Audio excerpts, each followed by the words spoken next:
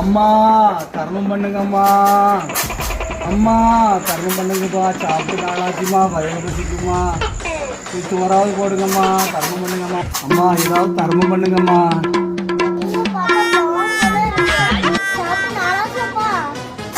ஆமாம்மா சாப்பிட்டு நாளாச்சுமா. ரூபா இருந்தா இந்த தட்டில் போடுங்கம்மா.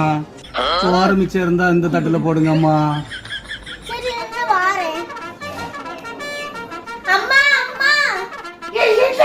ஒரு வேலை செய்ய மாட்டாங்க. என்ன விஷயம்? அம்மா பிச்சைக்கார பாகோட வந்திருக்காமா. அவனுக்கு ஏதாவது பைசா போடுவோமா? ரூபாய் தாமா. என்கிட்ட ஒரு பைசா இல்ல. இப்படி நீங்க சொல்லனாதான் தமிழ்நாட்டுக்காரன ஒரு ஊர்லயும் மதிக்க மாட்டேங்கிறாங்க.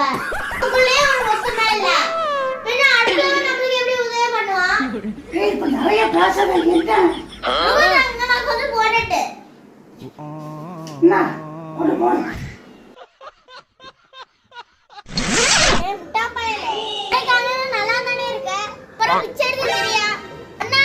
தமிழ்நாட்டுக்கே கேவலம்.